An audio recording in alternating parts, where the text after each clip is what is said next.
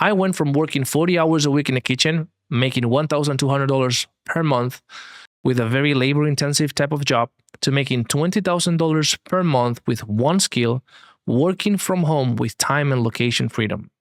And one of the biggest things that allowed me to do this shift, to go through this transformation, was my ability to reframe reality. So in this video, I'm going to show you exactly what the skill is to, if you want, give it a 180-degree turn to your life in literally 6 to 12 months. And the best way for me to show you this is with two simple stories, and then you're going to see it super, super clear. The first story goes as follows, and it's actually a true story. My friend, let's call it Dan, he was about to purchase a van. So he contacted a seller and they coordinated, okay, tomorrow after you, Dan, finish your job, we can do the transaction, we can do the transfer, I can bring you the van. And Dan was like, okay, let's do it. I work 9 to 5, so at 5 p.m. we can meet close to my job and boom, we could do it. Okay, great, awesome. Next day, the seller calls Dan early in the morning and says, hey, I cannot do it at 5 p.m. I can do it 1 hour before. And if you can leave your job 1 hour before, then let's go, let's do it, let's get it done. So Dan was like, okay, now I am at work and I need to figure out a way to be able to leave 1 hour before. So he contacted the manager, which she was one of his friends, and Dan talked to the manager about, hey, I have this situation. Can I leave 1 hour earlier because da-da-da-da?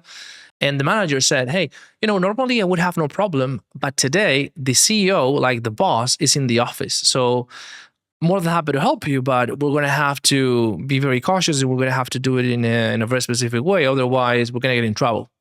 Long story short, he was able to leave 1 hour before. The moment he starts going into that place, because he changed the location. So now it wasn't 5 minutes ago, 5 minutes distance, he needed to take his motorbike to go to that location. So the moment he takes the motorbike to go to the location, all of a sudden, a police car starts to follow him.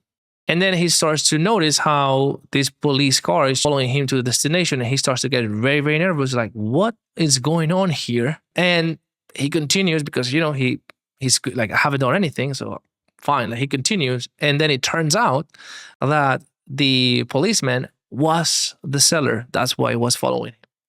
So then he was like, oh, you know what? Then they just talked about that and they left.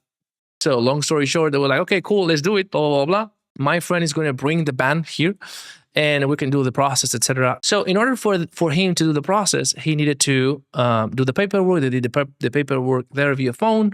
And then the last step was sending a transfer. Now, what happens is when he sends the transfer, he has a limit on the app. And he was supposed to transfer like 30K, if I'm not mistaken, and he could only send 5K. So the only way for him to send him the money at that moment was to call the bank and just ask the bank to open the limit. So he calls the bank, and all of a sudden, the day before, there was a problem with the system in the bank, and everybody was calling the bank now. And because of that, he had a 20-minute waiting list to be able to speak with someone in the bank, which was crazy. So he went and he said, hey, there's a 20-minute waiting list. Let me go to the closest bank here and just, do it manually. And then I will just be back. Just give me, 15 minutes. We have a bank here really close. He starts going to the closest bank but he didn't hang up. So 5 minutes later, someone picks up. So he stops in the middle of the road. Hey, I want to do this transfer, blah, blah, blah, et cetera, et cetera, et cetera. I have to do this, this, and this. And then he starts going through the process. Okay, as he goes through the process, the bank person says, okay, so what you need to do now while you're on the phone with me is you need to scan a QR code, and then, because it's like a digital signature, and then everything will be done. And what happens in that situation is that Dan says, I cannot scan or sign the thing in my phone because in my phone is broken, meaning if I minimize the call, I'm going to lose the call. And I don't want to lose the call because then I'm going to have a 20-minute waiting list.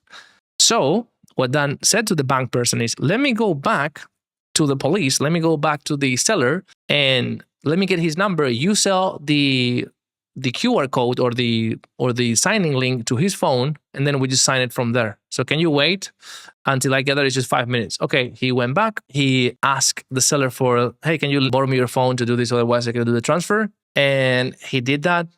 Everything went fine.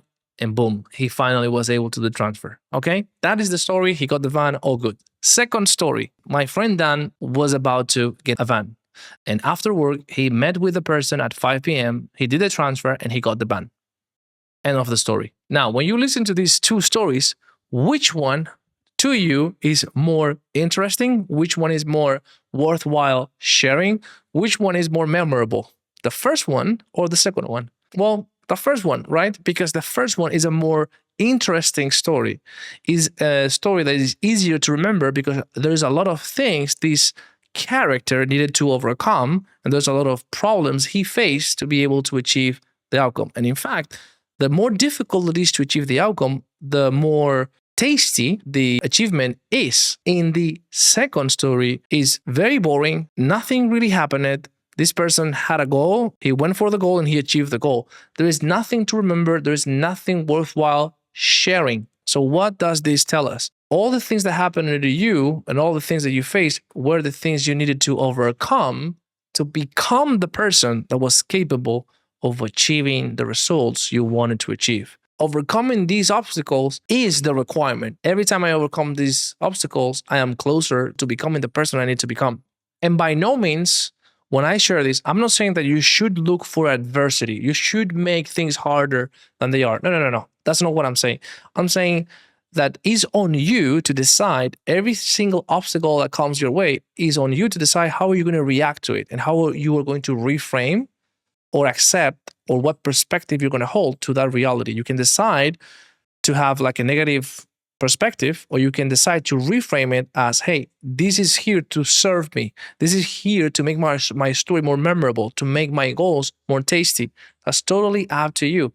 And the people that are overachievers, they decide how they want to view these situations, and they turn these situations into fuel, into reasons as to why they're going to get closer to the goals, and into reasons why they are on the right track. Hope you like this video. If you do, let me know down in the comments. Hit the like button, subscribe to the channel if you're not subscribed, and I will see you in the next one.